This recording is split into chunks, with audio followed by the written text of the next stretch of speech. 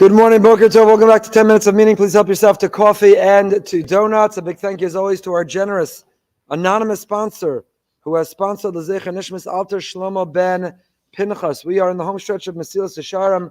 The great Ramchal has for us laid out a formula charting a path towards a better and best version of ourselves. If we simply adhere and listen, if we simply are mindful and follow through on the advice and the wonderful guidance that he gives, how to live a life of Zahiras and Zrizas and Nikias and so on, how to be mindful, live with alacrity and enthusiasm, and all of the different steps. We last left off that among the midos of Chasidus, among the qualities, how to be a chassid, how to live a life of righteousness, how to not only be good, but how to strive for great. He told us the mafsidei ha-chasidus. Person can have all the noble ambition, all the amazing goals in the world. Person can know exactly who they want to be and how they want to live, and yet there are impediments and obstacles. There are things that get in the way, and among them are tirdos and daigos. Worry, fear, anxiety is the feeling we have to do it all ourselves. We have to take it all on ourselves, that we alone and we exclusively are responsible. And the Ramchal R Moshe Chaim Luzzatto tells us exactly the opposite. Sheyashlich yehavo al Hashem legamrei. You know what can enable us to be our best selves? When we let go and let God. When we stop gripping so tightly, thinking that we're in charge, we're in control, we are the arbiters of our own destiny, that swell with pride when we're successful, or beat ourselves up unfairly when we fail, but to realize that HaKadosh Baruch Hu, to defer, to surrender, and to submit to Him. And we left off, that's what Chazal say, that we have to put in our effort, but it's already been determined at Rosh Hashanah exactly how much we'll make this year. When we have ruthless competition with others, when we go to battle and fight with others, when we market unfairly because we think it's the only way that we're going to earn a living, then we in fact are failing to have faith in Hashem, because nobody could touch what's coming to us. You could have 100 competitors who do the exact same thing as you, and no one can touch what's meant to be for you. Kadosh Baruch Hu has designated for us what we have, what will be the best for us, what we have coming to us, what's right for us. And our job is to go earn it, is to go work for it, and to not get in the way of it. But the moment that we were to compete ruthlessly, the moment we were to market unfairly, the moment that we were to bend the rules or be dishonest or squeeze others, acting as if only if we do that can we earn what we want to have, we've cut Hashem out of the picture. Then we're living without faith altogether. וכבר יכול להיות, יושב, ובטל, והגזירה, היתה מתקיימת, אם לא שקדם הקנס לכל בני אדם, וזה תאכל לחם. The truth is, says the Ramchal, and listen to this very, very important idea. Says the Ramchal, the truth is, the way Hashem designed the world, in theory we could have sat idly. A person could wake up in the morning and daven that Hashem make the man descend on us, kiviyachol, as if let the bread fall from heaven. A person could sit and do nothing and simply rely entirely on Hashem and surrender to Him. However, because of a failure of our father, Adam Arishon, we continue to suffer the curse of that we have to work, and we have to sweat, and we have to toil in order to earn. And therefore, listen to this formula. In other words, Hashem decided at the beginning of the year how much you're going to make. He happened to have designed the world in such a way that the only way to access that account, the only way for that money to come in, the key to unlock it is to work, is to do השתדלות, is to take initiative. But the initiative doesn't correlate with the results. The initiative are the necessary prerequisite. They are the key to unlock the results. But the results are because that's what Hashem designated for us. Hammelech, העליון, it's like a tax you have to pay. It's like the key you have to use to unlock. I've given the mashal many times. You could win the lottery. And let's say you won the Powerball a few weeks ago. You have $2 billion coming to you. Okay, so you come to the lottery and you say, I had the winning numbers. They say, that's nice. Where's the ticket? You say, why do I have to turn in the ticket? I had the winning numbers. It's mine. I'm entitled. It's the right. They say, that's nice, but you can't get it. We won't wire it to you. You can't transfer it to you unless you turn in the ticket. Hishtadlus for us is turning in the ticket. That's the effort that we have to make. But it doesn't necessarily correlate with the results. Kadosh Baruch Hu has designated winnings for us. They have our name. They're in our name. They are meant and designed and designated for us. But the key to unlock them, the way we access them, is the initiative, is the hishtadlus that we take. This is very, very important to remember and realize because it affects the whole way we lead our lives. I have a brother-in-law who's a lawyer, and he's been telling me for years. He has to every now and then go out and drum up business. You got to network, you got to drum up business, you got to be a rainmaker. He says every time he does it, he lives in Eretz Yisrael, he flies in order to make that effort. And he says invariably, every time he does it, when he comes back, all of a sudden work comes in. And it is almost never from the initiative that he took. He had meetings, he made phone calls, he forwarded emails, he networked, he tried to drum up business. And almost always it's successful, but not from the steps that he took. It's just that we have to take initiative. That is the kanas. That was the punishment of Adam HaRishon, that we have to make effort. We make an effort. We make an effort.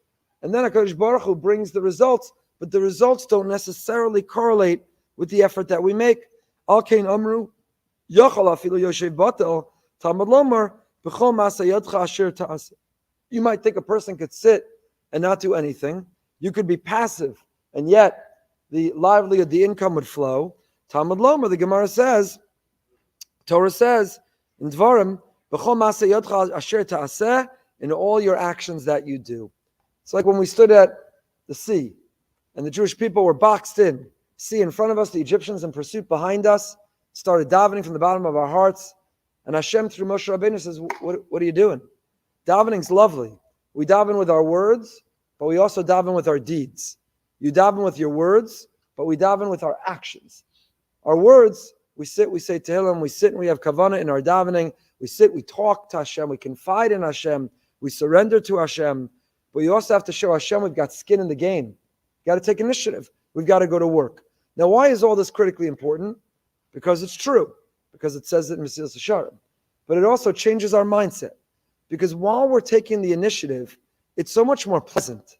And we can do it without a sense of fear and worry and anxiety, without ruthless competition, without ruthless unfair marketing, without ruthless negotiation, without ruthless stepping on others or squeezing others, because we realize we're just doing the initiative because that's what we have to do. But the results are coming from Him. So the initiative doesn't have to include things that are not the best version of us. The initiative should not include things that won't make Him proud of us. We think, well, if it's all up to me, then I've got to go to the end of the earth.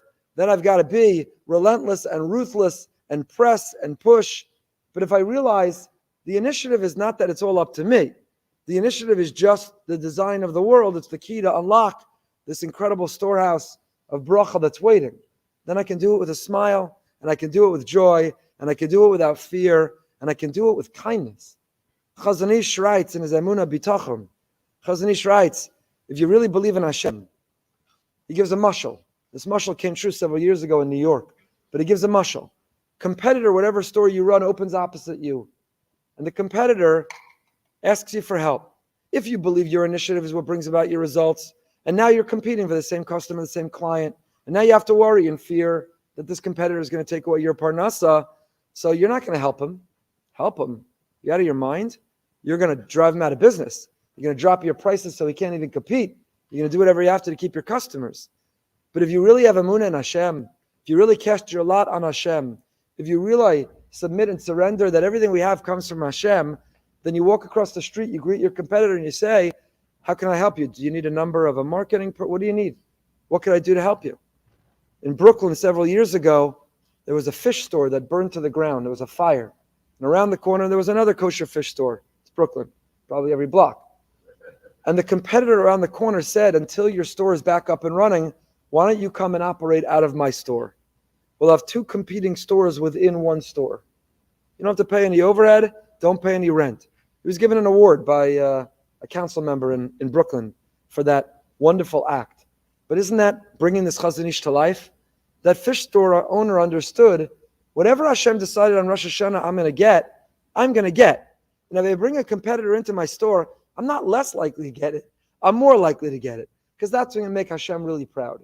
And if I squeeze him while he's down and out, if I say, ooh, a fire burnt down, he can't operate for a little while, let me go get all of his clients in a way they'll never go back to him. Is that going to make Hashem proud?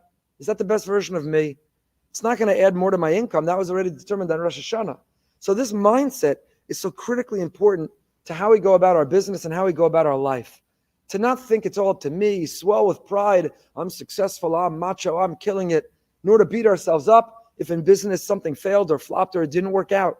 We try our hardest, we take our initiative, we do what we're meant to do within the boundaries of appropriateness and what will give pride to Hashem, and then we let go and it's up to Him. We realize since Rosh Hashanah, it's already been determined what we're going to earn and what we're going to make this year. The initiative, it's a concession. It's what we have to do to turn the key, to unlock the door, to get what's coming to us. It's a concession. We have to take the initiative. But the initiative and the results don't correlate. What correlates is my emunah, my faith. Hashem, I trust, I believe, I know it all comes from you. And I know you determined already what's right, what's best. And I know no one can touch what's coming to me. All the competitors in the world, all the bad clients, no one can touch what's coming to me. I just have to do my part. I have to take my initiative. I have to daven. I have to act like a mensch. I do my part. I'll get what's coming to me. If I put that faith in Hashem, I can become a chassid. Because what is an impediment to being a chassid is worry, fear, anxiety, thinking I'm in control. Real emunah, says the Chazon Ish. Emunah is not that in shul you shuckled the longest or the hardest. Emunah is not that you had the longest Shemona Esrei in shul, and then you were the most ruthless business person when you left shul.